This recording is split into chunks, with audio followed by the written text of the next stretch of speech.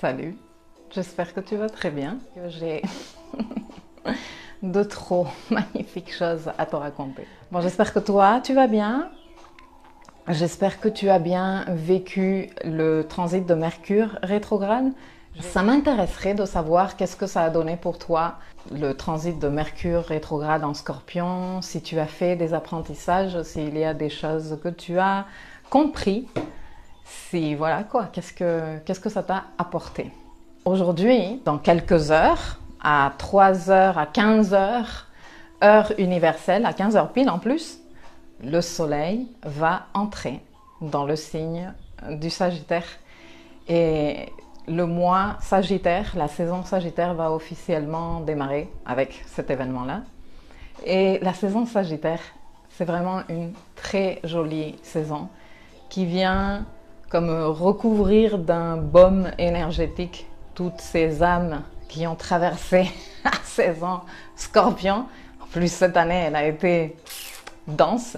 Bon, l'année dernière aussi, il faut avouer tout ça.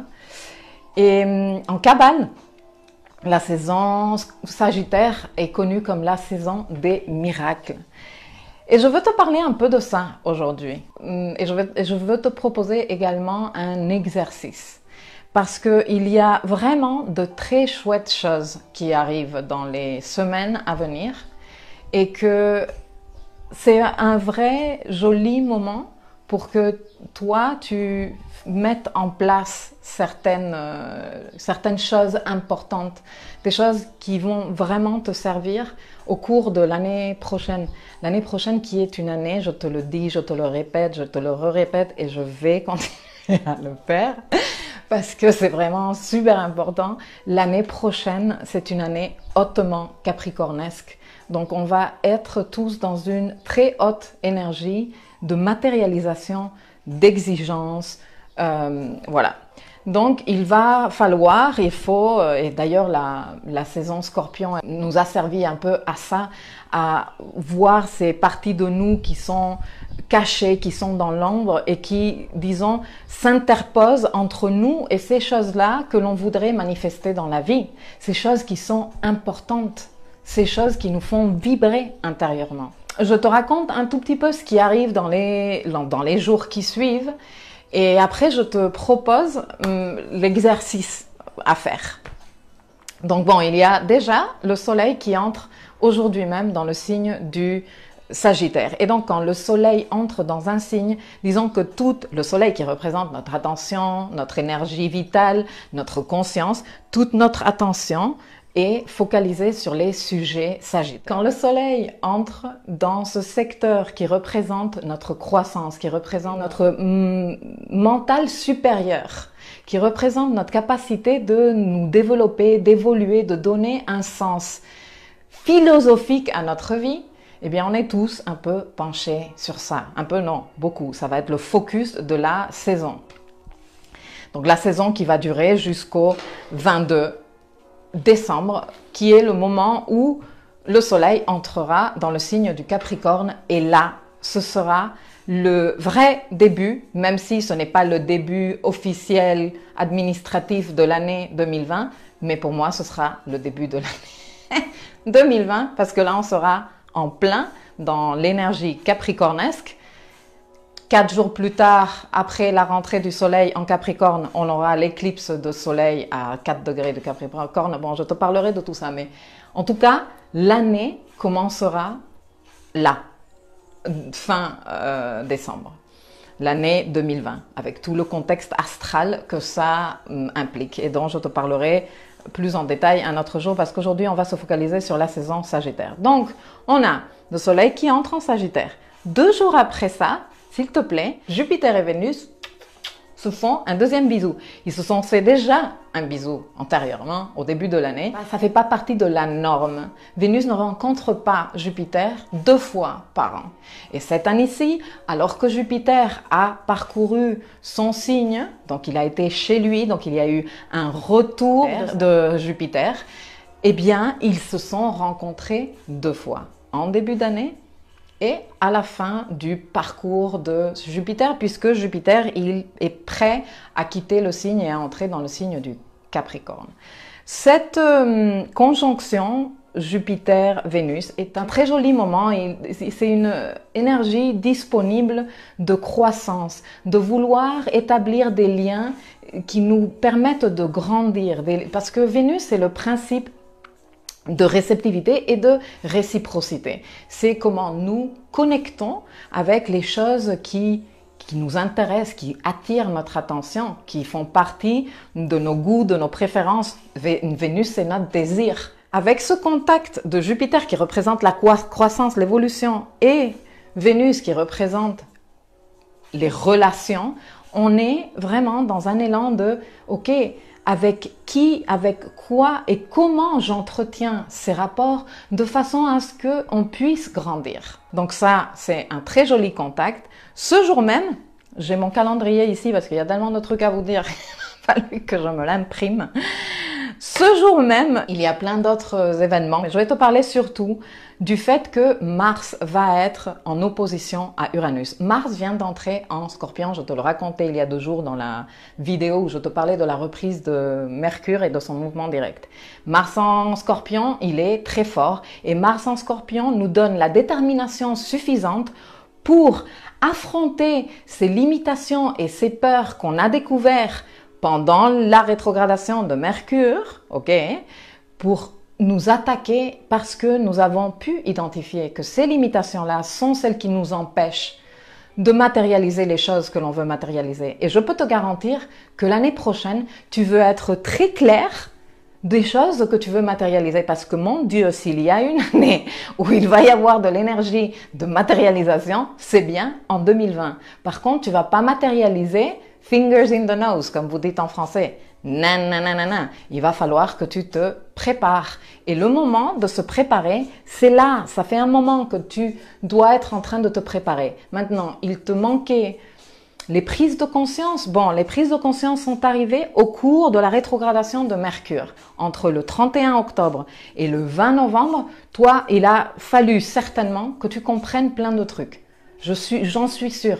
Tu t'es rendu compte de trucs. Bon, ces trucs-là dont tu as fait conscience, qui sont les trucs qui t'empêchent de vraiment oser aller vers ce que tu veux, qui sont des limitations à toi, qui sont des peurs que tu gardes en toi, il est moment de s'en occuper. Mars est là, mais à fond, pour s'en occuper. Et il va rester là jusqu'à début janvier. Donc, ça te donne pas mal de marge. OK? Avec son opposition à Uranus, bon, c'est un contact un peu électrifiant, j'avoue. Ça peut emballer certains. Ça peut, disons, rendre un peu plus agressif d'autres. Mais c'est surtout ce qu'apporte Uranus et surtout le côté sortir des sentiers battus. Sortir du truc qu'on a fait toute la vie. Commencer à penser et envisager des choses différentes. C'est en faisant différemment que tu vas réussir à obtenir des trucs différents. Si toi, tu continues à faire tout ce que tu fais d'habitude et tes résultats ne te conviennent pas, mais tu continues à faire ce que tu fais toujours, eh bien, tes résultats vont continuer à ne pas te convenir. On est d'accord? Donc, quelque part, ce contact un peu de perturbateur d'Uranus face à Mars. Et Mars, alors, tous les contacts avec Uranus électrifient les planètes. Il y a des planètes qui s'électrifient un peu plus coolement et il y a des planètes comme Mars. Mars, t'as pas besoin de lui donner grand-chose pour qu'il parte dans tous les sens. Ok? Donc, sache ça, mais plutôt utilise cette énergie disponible pour toi et pour nous tous, pour réfléchir à quelles seraient les façons différentes de faire, de t'attaquer à ces limitations que tu as découvertes en toi, que tu sais maintenant qui t'empêchent d'avancer vers où tu veux, vers ce rêve que tu as, vers cet appel que tu as, vers ces trucs que tu dis, tain, mais je les mérite et je les veux. Ok, que ce soit un rapport, que ce soit un bon poste de travail, quoi que ce soit, une famille, quoi que ce soit que tu veux matérialiser, tu sais que toi-même tu te bloques avec tes peurs, tes histoires, c'est très facile à le dire, c'est plus difficile à le faire que de dire maintenant je vais changer ma mentalité. Mais Mars, dans son contact à Uranus, te propose des nouvelles solutions, te permet de les envisager. Donc, prête-toi au jeu, sois ouverte à ça, ouvert aussi. Ce contact électrifiant, en même temps que le contact Vénus-Jupiter se fait pour la deuxième fois dans le secteur de l'expansion qui est notre maison Sagittaire, écoute, s'il te plaît, si tu n'arrives vraiment pas à trouver des méthodes différentes et alternatives pour sortir de tes blocages et de tes cercles vicieux là, dans lesquels tu tournes en rond en cultivant l'amertume parce que tu n'arrives pas à matérialiser ce que tu voudrais matérialiser et en disant que tout le monde et tout autour de toi est responsable, je ne sais pas à quel moment tu pourrais le faire. C'est un moment idéal. En plus de tout ça, j'ai pas fini.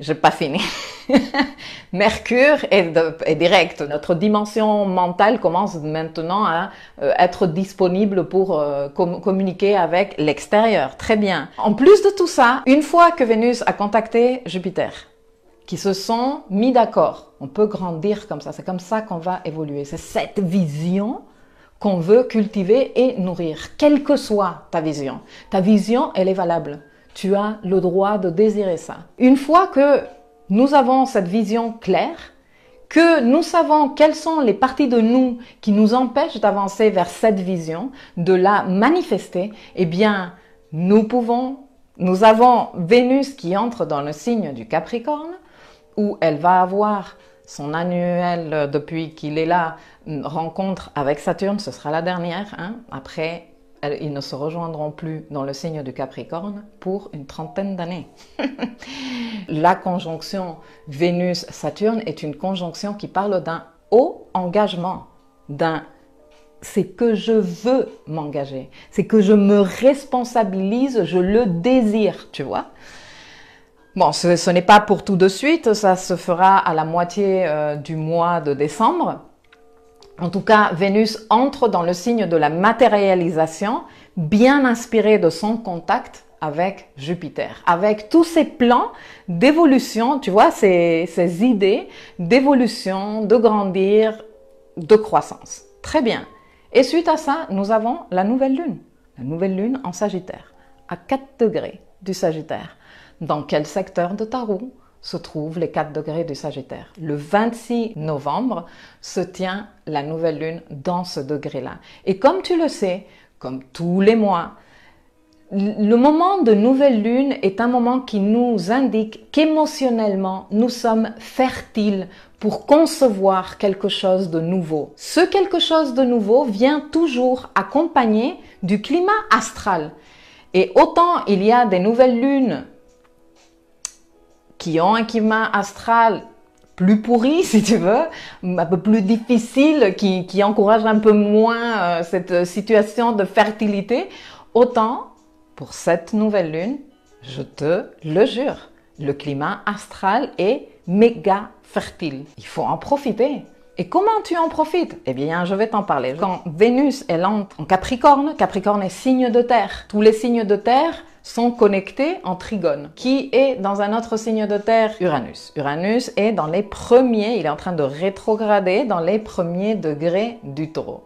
Quand Vénus entre en Capricorne et qu'elle commence à avancer, elle contacte en trigone, donc un aspect très fluide, Uranus. Uranus qui est en opposition avec Mars, qui est en train de lui dire « Hé, Mars, il faut que tu fasses, mais il faut que tu fasses différent, mec. Arrête de faire les mêmes trucs de toute la vie parce que ça va pas marcher. » Et là, il contacte Uranus, Vénus qui lui dit j'ai parlé avec Jupiter et j'ai un désir d'expansion. Et là, Uranus lui dit ben oui, bien sûr, et moi je te soutiens pourvu que l'autre boulet de Mars s'active dans le bon sens. Tu vois? Donc tout ce climat astral de croissance, de développement, de vraiment atteindre un truc qui nous fait vibrer au plus profond de nous. C'est le moment vraiment de créer la vision. C'est le moment de créer la vision. Et je ne peux voir un meilleur moment de tout le mois pour le faire que le jour de la nouvelle lune. Alors, je suis venue ici avec la ferme intention de te dire, regarde, je me le suis noté dans mes notes, prépare ton année 2020. Nous sommes dans le moment de le faire. N'attends pas le mois de janvier. N'attends pas de dire, bon, oui, peut-être je vais passer les vacances de Noël et après, le 2 janvier, quand j'aurai terminé de faire la fête et que j'aurai terminé de digérer ma gueule de bois, je vais m'asseoir et je vais me dire, qu'est-ce que je vais bien faire cette année, comme fait tout le monde? Quelles sont mes résolutions de nouvelle année? L'année prochaine vient chargée de pouvoir de manifestation. Il va falloir que tu bosses. Ça va pas se faire gratuitement. Mais elle vient chargée de ça, vraiment. Un pouvoir de manifester quelque chose, de vraiment construire, laisser construites les bases hyper solides de quelque chose qui va survivre dans ta vie, qui va se perpétuer dans ta vie au moins une trentaine d'années. Je pense que tu veux passer quelques instants d'ici la nouvelle lune, donc tu as tout le week-end devant toi avec une énergie disponible magnifique. Lundi également, nous serons en Dark Mooning, un moment très spécial pour connecter avec notre intérieur, pour savoir vraiment qu'est-ce que nous voulons faire. Utilise la phase Dark Mooning qui est juste les quelques heures avant que la lune se fasse nouvelle, où la lune ne porte aucune lumière du soleil pour faire contact avec toi et nourrir cette vision de ce que tu veux matérialiser dans ta vie.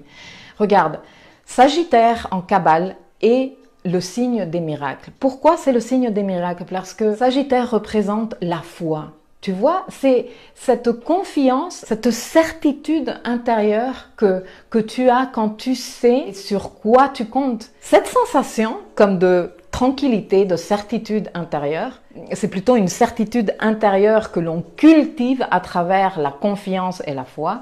Bon, ça, c'est la base de cette conception de miracle, qui est en rapport avec tout ce le New Age te vend sur la loi de l'attraction. Si tu y crois, tu l'auras. Mais il faut que tu y crois. Et comment tu y crois? Eh bien, en cultivant la vision, en la nourrissant. C'est le moment parfait pour commencer à tracer cette vision. Déjà, l'assumer. Tu vas avoir l'énergie suffisante parce que Vénus en Capricorne, elle assume entièrement ses désirs. Il n'y a pas trop d'ambition pour Vénus en Capricorne. Donc peut-être qu'il serait bon moment dans les jours qui suivent et d'ici la nouvelle lune, que tu te prennes un temps et tu dises qu'est-ce que je veux matérialiser l'année prochaine? Qu'est-ce qui est important pour moi? Qu'est-ce qui compte? Quel est ce désir que j'ai en moi? Et que tu crées cette vision. Nous avons de très belles énergies, de très hautes fréquences vibratoires. Et moi, je pense que quand on a un climat astral aussi fertile, c'est comme quand tu prends une graine et tu la mets dans une terre hyper fertile, avec la température idéale et le climat idéal pour que cette plante, elle grandisse beaucoup plus rapidement que si tu la mets dans un morceau de terre sec et froid avec un climat qui n'accompagne pas. Tu comprends? Si tu crois à ta vision, elle t'appartient. Et si elle t'appartient, elle va devenir réelle. Elle l'est déjà dans ton intérieur. Il faut juste prendre les pas nécessaires pour la matérialiser. Mais créer la vision est vraiment important.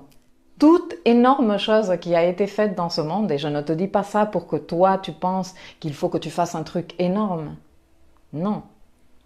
Je te le mets comme exemple, parce que c'est ça les choses qui sont de la connaissance de tous. Toute énorme découverte, tout énorme progrès scientifique est né d'une vision de quelqu'un. Quelqu'un qui a dit, ou un groupe de personnes qui ont dit, ceci est possible. Et comme ceci est possible, je vais me donner les moyens à travers mes expériences scientifiques, à travers la création de prototypes, à travers quoi que ce soit, je vais me donner les moyens d'explorer cette vision que j'ai. Ce moment et pendant tout le mois Sagittaire, il est parfait pour créer ta vision et pour la cultiver, pour garder ta fréquence vibratoire au plus haut.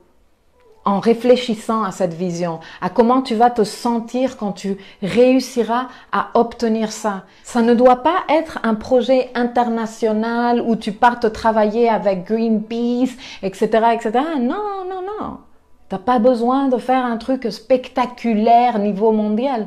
Tu peux faire un truc spectaculaire pour toi et t'attaquer à quelque chose que tu as trouvé difficile jusqu'à présent, mais qui te ferait sentir tellement bien si tu arrivais vraiment, vraiment à le matérialiser dans ta vie. À toi de choisir. Tu veux quoi? Nous sommes sur le point, nous sommes en train d'arriver comme ça à l'entrée du mois des miracles. Pour que tu construises ta vision, pour qu'après tu utilises tout ce mois pour la nourrir. Pour que quand nous entrons dans l'année 2020, le 22 décembre, et que l'exigence de la matérialisation commence à se faire sentir, et que les essais que l'on va faire pour avancer dans notre vision ne nous donnent pas immédiatement les résultats que l'on attendait, que cette vision que tu as entretenue, qui est là comme une flamme qui brûle au plus profond de toi, elle reste vivante parce que tu l'as cultivée, parce que tu as su comment la cultiver.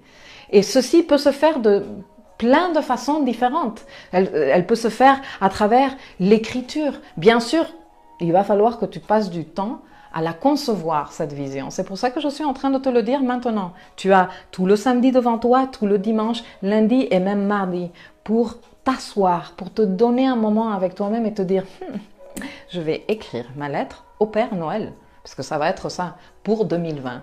D'ici la fin de l'année prochaine, je veux matérialiser quoi?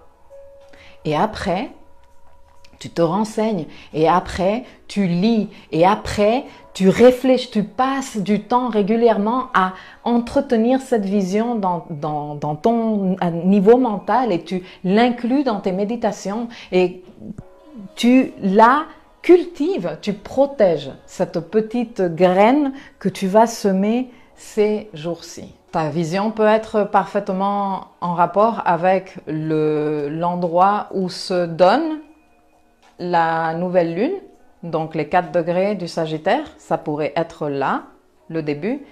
Mais moi, j'aurais tendance à encourager des choses dans le secteur Capricorne de Tarot. Et pourquoi? Parce que tous les cycles qui commencent l'année prochaine commencent là, en Capricorne.